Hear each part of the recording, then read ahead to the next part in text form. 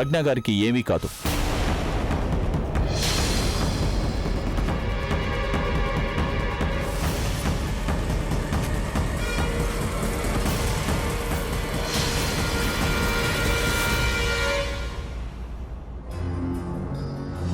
మీ అందరికీ నా నమస్కారం.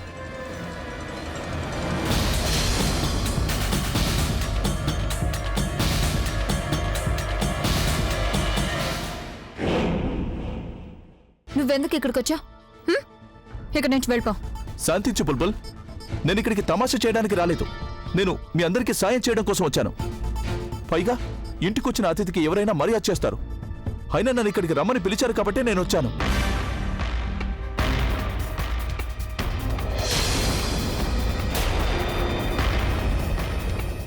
నిన్ను పిలిచారా? అది నేనే అతన్ని పిలిచాను.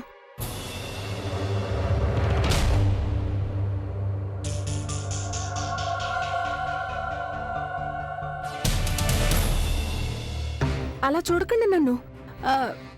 సారీ, కానీ నేను ఇన్ని ఇక్కడికి పిలవాల్సిన పరిస్థితి వచ్చింది నాకు. అది అమ్మమ్మ అందరూ చాలా కంగారుగా ఉన్నారు.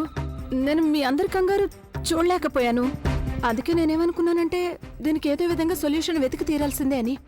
ప్రజ్ఞను వెతకడానికి మనకి ఎవరైతే సాయం చేయగలరో నేను వాళ్ళని ఇక్కడికి పిలిపించడం మంచిదేమని నాకు అనిపించింది. ఇక ఆయన చేతిలో అయితే మొత్తం సిటీకి సంబంధించిన పవర్ అయితే ఉంది. అందుకే నేను అనుకున్నాను ఈయన మనకి సాయం చేస్తారు, అప్పుడు మనం ప్రజ్ఞని త్వరగా వెతకడానికి కుదురుతుందని.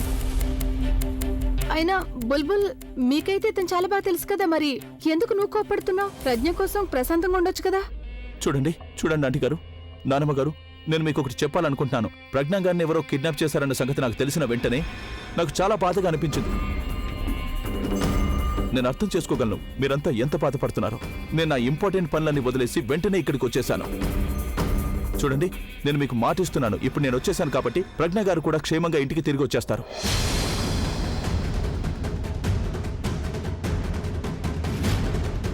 చూడు, నువ్వు కంగారు పడద్దు. ఏదో ఒకటి చేసి నేను మీ అక్క ఎక్కడుందో వెతికి తీసుకొస్తాను. నేను నీకు మాట ఇస్తున్నాను బుల్బుల్.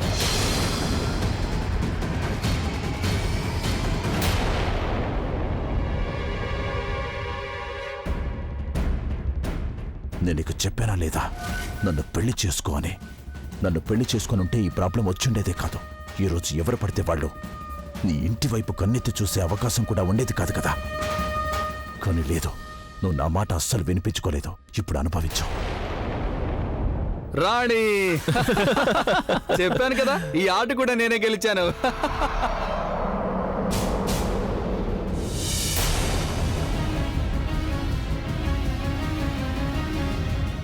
మా అక్క గురించి కంగారు పడాల్సిన అవసరం లేదు మిస్టర్ కార్పొరేటర్. నువ్వు నీ గురించి ఆలోచించుకో. ఎందుకంటే ఇక్కడికి ఎప్పుడైతే బావగారు ఇంకా ప్రవీణ్ వస్తారో అప్పుడు నేను కాపాడడానికి ఇక్కడ ఎవ్వరూ ఉండరు.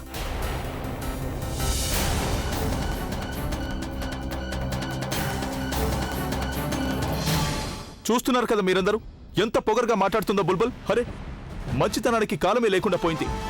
నేను మీకు సహాయం చేయడానికి ఇక్కడికి వచ్చాను, కానీ తను నన్నే మాట్లాడుతోంది. పాపం ప్రజ్ఞ గారు ఏ పరిస్థితుల్లో ఉన్నారో ఏమో. ఆవిడ మీద నాకు జాలి కలుగుతోంది, కానీ తనకేమో నా మీద కోపం. నానమ్మ గారు, కనీసం మీరైనా చెప్పొచ్చు కదా బుల్బుల్కి. ప్రజ్ఞ గారు తిరిగి రావాలని మీరు కోరుకోవడం లేదో చెప్పండి. కోరుకుంటున్నారు కదా బుల్బుల్. బుల్బుల్, నా మాట అర్థం చేసుకో.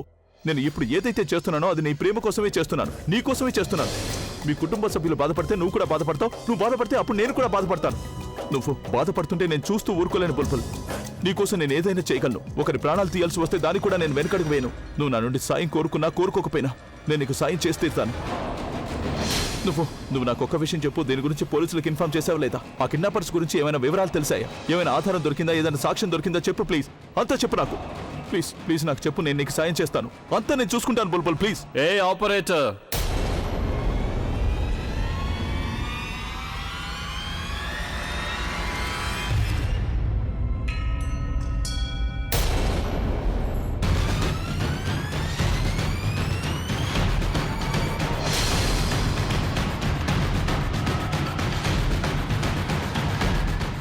నేను మీకు సాయం చేయడానికి వచ్చాను. ఎప్పుడైతే నాకు విషయం తెలిసిందో చాలా కంగారు పడిపోయాను. అందుకని నువ్వు తన చెయ్యేందుకు పట్టుకున్నావు? చూడు, నువ్వు తప్పుగా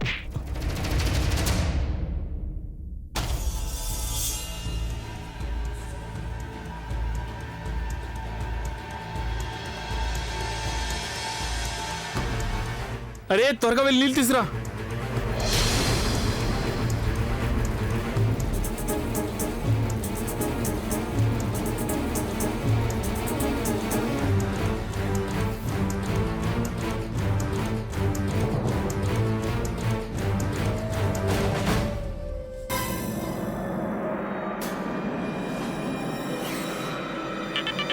వెళ్ళు, నీ ఫోన్ మోగుతుంది చూడు. త్వరగా వెళ్ళు. సమయానికి మోగుతుంది ఇది. వచ్చేస్తానే 2 నిమిషాలు. త్వరగా రా.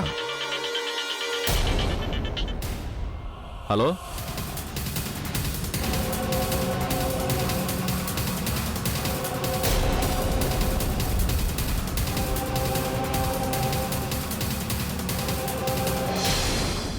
చూడమన్నా, ఒక ఆడపిల్లని చంపడం నా వల్ల కానే కాదు. నేను ఇంతవరకు ఎప్పుడూ హత్య చేయలేదు. అందుకే నేను నా స్నేహితుడిని పిలిచాను. అతను హత్యలు చేయడంలో మాస్టర్ తెలుసా. అతను వస్తాడు, ఈ అమ్మాయిని చంపేస్తాడు. అప్పుడు మనకి ఎలాంటి టెన్షన్ లేకుండా అయిపోతుంది కదా. నువ్వు నన్ను తప్పుగా అనుకుంటున్నావు. నేను అడిగిన కేవలం దానికి చెప్పు, నువ్వు తన చెయ్యి ఎందుకు పట్టుకున్నావు? నేను కేవలం మీకు సాయం చేయడానికి మాత్రమే వచ్చాను. చూడవి, కాస్త ప్రశాంతంగా ఆలోచించు. మనిద్దరం కలిసి నీ వైఫ్ను వెతికితే బాగుంటుంది. Oh really? నువ్వు మాకు సహాయం చేస్తావా? నీ సహాయం వెనుక కూడా ఏదో ఒక స్వార్థం తప్పకుండా దాగుంటుందని నాకు తెలుసు. అది కాదు. నోర్మోయ్. నీ బుర్రలో ఇప్పుడు ఏవైతే ఆలోచనలు ఉన్నాయో వాటిని నీ బుర్రలోనే ఉండనివ్వు.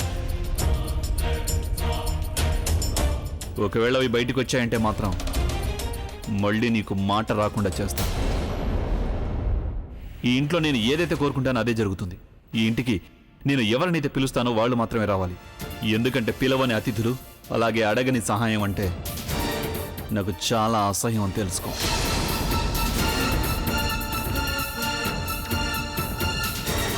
ఇక నా భార్య గురించి అంటావా? తన గురించి నిన్ను రోడ్డు మీద వెళ్తున్న ఊర్ల కుక్కనైనా అడుగుతానేమో, కానీ నిన్ను మాత్రం అడగను.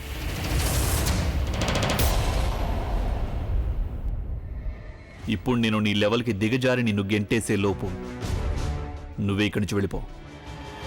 నా సహాయాన్ని నిరాకరించి మీరు చాలా పెద్ద తప్పు చేస్తున్నారు. ఇలాంటి అవకాశం మళ్ళీ మళ్ళీ దొరకదు మీకు. అవకాశం నేనే నీకు ఇస్తున్నాను. నువ్వు నీ కాళ్లతో నడుచుకుంటూ ఈ ఇంటి నుంచి బయటికెళ్ళే అవకాశం. లేదంటే నేను నిన్ను ఏ విధంగా మాయం చేస్తానంటే పోలీస్ ఫోర్స్ అంతా కలిసినా నిన్ను వెతకడం కష్టం అవుతుంది. చాలా పెద్ద తప్పు చేస్తున్నావు అభి నువ్వు. ఎందుకంటే కేవలం నేను మాత్రం నీ భార్య ఎక్కడుందో వెతికి తీసుకురాగలను. నువ్వే తనని కిడ్నాప్ చేసావన్నట్టున్నాయి నీ మాటలు.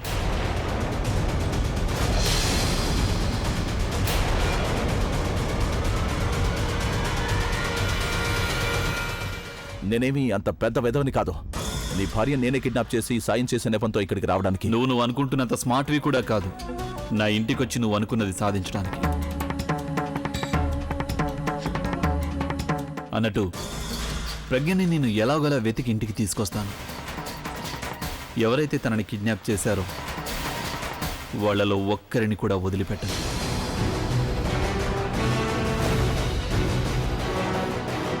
ఇక నీ విషయానికి వస్తే నువ్వు నాకు సహాయం చేయడానికి బదులు నీకు నువ్వే చేసుకో. ఇప్పుడే ఈ క్షణమే నువ్వు ఈ ఇంటి నుంచి వెళ్ళిపోతే నీకు మంచిది. అలాగే వెళ్ళి నువ్వు దేనికోసమైతే గవర్నమెంట్ నిన్ను కార్పొరేటర్ని చేసిందో వెళ్ళి ఆ పని చేసుకో. అర్థమైందా?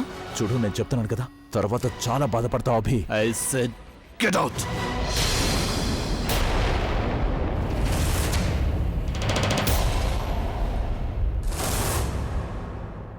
నువ్వు చాలా పెద్ద తప్పు చేస్తున్నావు. నేను చెప్తున్నాను కదా, తప్పు చేస్తున్నావు. Get out.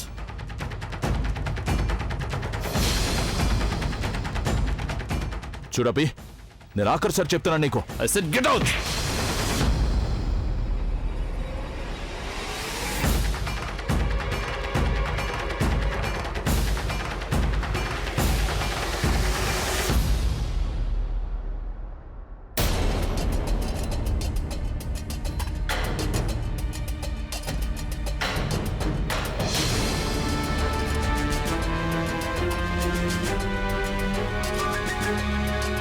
నేను ఇక్కడి నుంచి ఫోన్ చేయకూడదు. తిరిగి గదిలోకి వెళ్ళి చేయడమే మంచిది.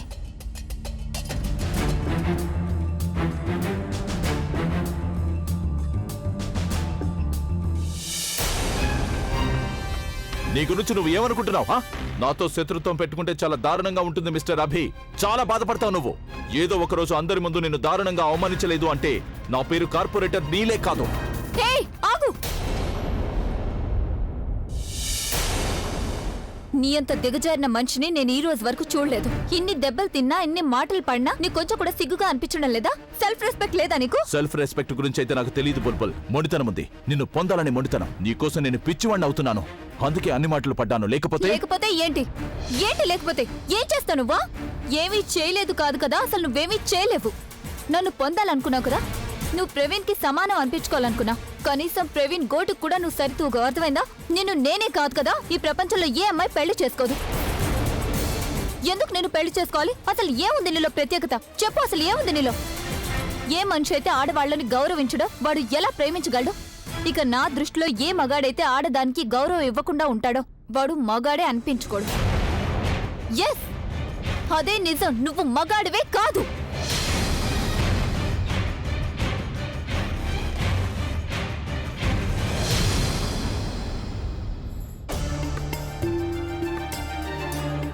నీ బుర్రలో ఇప్పుడు ఏవైతే ఆలోచనలు ఉన్నాయో వాటిని నీ బుర్రలోనే ఉండనివ్వు. ఒకవేళ అవి బయటకు వచ్చాయంటే మాత్రం మళ్ళీ నీకు మాట రాకుండా చేస్తాను. ఇక నా భార్య గురించి అంటావా? తన గురించి నిన్ను రోడ్డు మీద వెళ్తున్న ఊర్ర కుక్కనైనా అడుగుతానేమో, కానీ నిన్ను మాత్రం అడగను. కనీసం ప్రవీణ్ గోటుకు కూడా నువ్వు సరితూగా, అర్థమైందా? నిన్ను నేనే కాదు కదా ఈ ప్రపంచంలో ఏ అమ్మాయి పెళ్లి చేసుకోదు. ఇక నా దృష్టిలో ఏ మగాడైతే ఆడదానికి గౌరవం ఇవ్వకుండా ఉంటాడో వాడు మగాడే అనిపించుకోడు.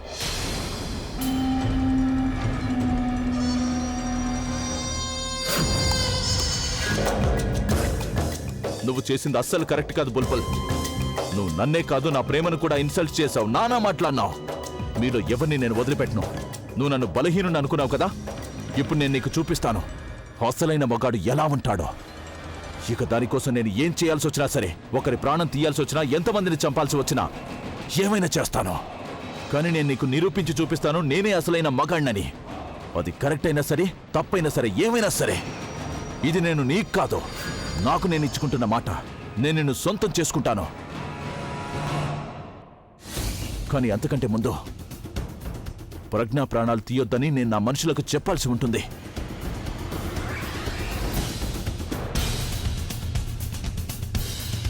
నేను అక్కడికే వెళ్తే మంచిదనిపిస్తోంది.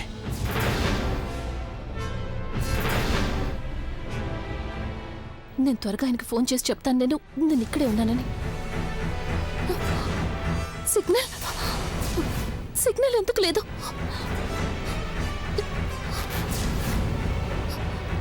ఇక్కడ అస్సలు సిగ్నల్ లేదు. నేను బయటికి వెళ్ళి చేయాల్సి ఉంటుంది, కానీ నేను ఇప్పుడు బయటికి వెళ్ళడం కుదరదు. వాళ్ళు ఇంకేదైనా దారి ఉందా?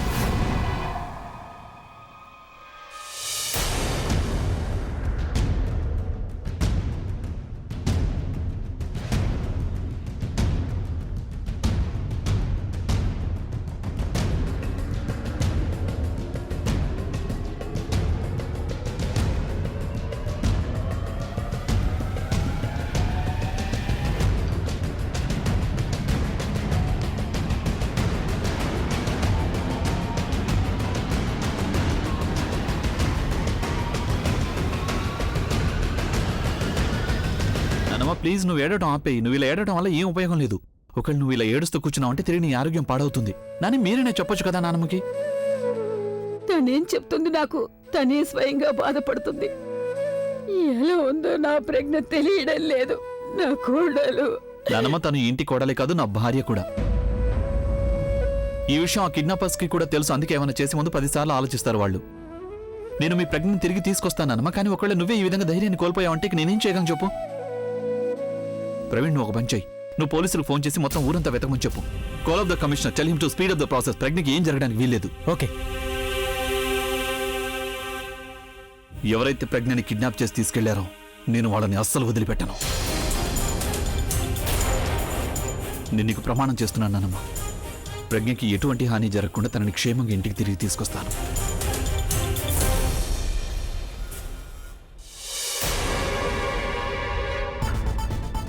తను ఒకవేళ కార్పొరేటర్ నిజంగానే పిచ్చివాడైతే కాదుగా. నేను తనకి చెప్పాను ప్రజ్ఞను వదిలేయమని, కానీ తనని వదిలేయడానికి బదులు తానే ఇక్కడికి వచ్చేసాడు. అంత ధైర్యం ఎలా వచ్చింది తనకి? అసలే అన్నీ కోపంగా ఉన్నాడు. తన్ని చూస్తే అన్నికి కోపం ఇంకా ఎక్కువైపోతుంది. తనెంతో పెద్ద ప్రాబ్లంలో ఇరుక్కోబోతున్నాడు. తనే కాదు, మనం కూడా ఇరుక్కుంటాం ఇప్పుడు. సచ్ ఎన్ ఇడియట్.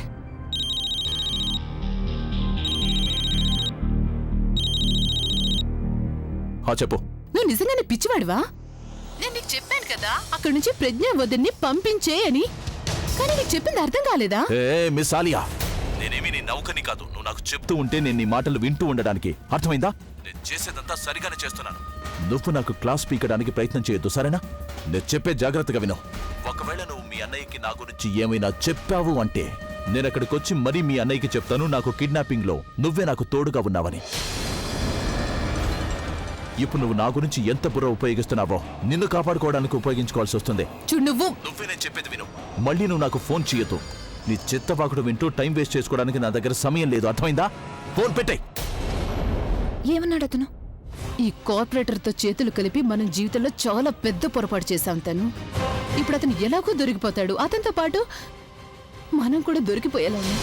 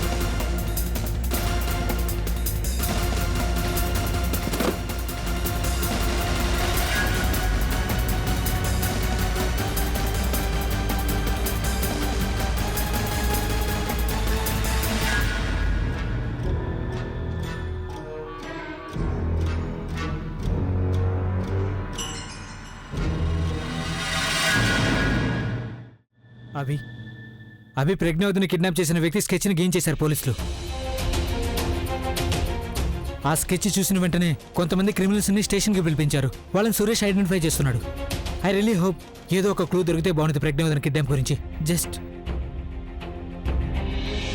ఒకే ఒక్కసారి నాకు తెలిస్తే బాగుంటుంది తను ఎక్కడుందనేది. ఎలాగోలా తనను తిరిగి తీసుకొస్తాను.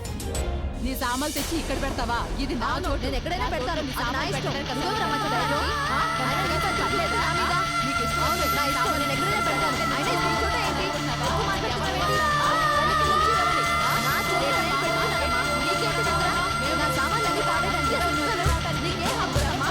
చెప్పు. వాళ్ళకి ఎక్కువ తక్కువ మాట్లాడేది.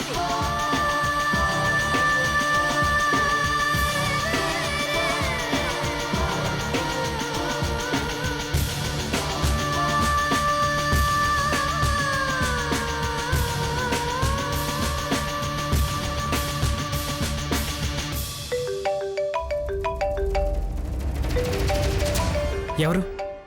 Unknown number. అయితే నువ్వు ఫోన్ లిఫ్ట్ చేయి. కిడ్నాపర్సే ఫోన్ చేసి ఉండొచ్చు.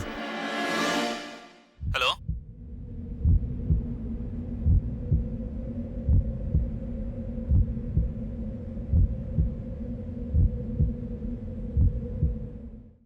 హలో, ఫుగి.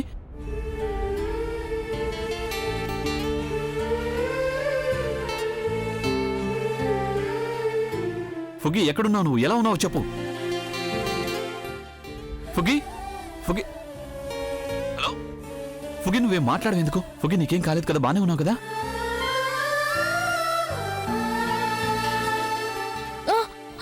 నేను బాగున్నాను. నేను కిడ్నాపర్స్ గోడౌన్ నుంచి ఎలాగోలా తప్పించుకొని బయటకు వచ్చాను. ఇది వాళ్ళలో ఒకరి ఫోను. ఫుగి, నువ్వు ఇప్పుడు ఎక్కడున్నావో ముందు అది చెప్పు నాకు. నాకేం అర్థం కావట్లేదు. ఇదంతా ఏదో బజార్ లాగా కనిపిస్తోంది. చాలా భయంగా ఉంది. ఫుగి, ముందు నువ్వు భయపడకుండా ఉండు. ఫుగి, బ్రేవ్ గర్ల్, నువ్వు ఇక్కడ దాకా వచ్చావు అంటే అక్కడ నుంచి బయటికి కూడా రాగలవు. ఫుగి ఫుగి, నువ్వు వెంటనే అక్కడ ఏమైనా అడుగు. నువ్వున్న ఆ ఏరియా పేరేంటో. అలాగే.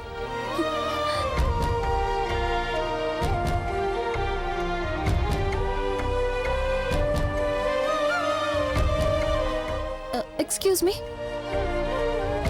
చూడండి. ఈ ఏరియా పేరేంటి? ఇది సంతోష్ నగర్ అమ్మా, కనబడుతుంది కదా అక్కడ. సారీ. ఆవిడేమన్నారంటే ఇది సంతోష్ నగర్ అంట. సంతోష్ నగర్ లో ఉన్నావా? సరే ఫుగి, నువ్వు అక్కడి నుంచి చెట్టు వెళ్ళకు. నువ్వు అక్కడే ఉండు. నేనున్నాను కదా ఫుగి. నీకేం కానివ్వను. నేను వస్తున్నా. ఓకేనా ఫుగి? నేను మీకోసం వెయిట్ చేస్తూ ఉంటాను.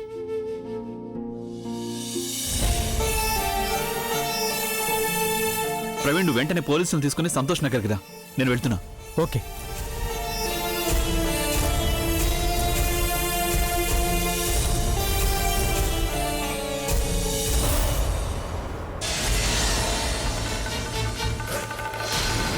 రే మున్నా, రే రండిరా. ఏమైంది? త్వరగా రండిరా. ఏమైంది? రే రే మేడం పారిపోయినట్టుందిరా. ఎటు వెళ్ళిందో తొందరగా చూడండి. నువ్వు ఎటు వెళ్ళు. చాలా సేపు అయింది అభి దగ్గర నుండి ఫోన్ రాలేదు. నా ప్రజ్ఞ ఏ పరిస్థితుల్లో ఉందో ఏంటో. టైం గడుస్తున్న కొద్దీ నాకు కంగారు పెరిగిపోతూ ఉంది అత్తయ్య. సరిగ్గా చెప్పావు సరళ, కంగారు అయితే అందరికీ ఉంటుంది కదా. ఇంత టైం గడిచిపోయింది, ఈ పాటికి ఏదో ఒక కబురు తెలిసే ఉండాలి.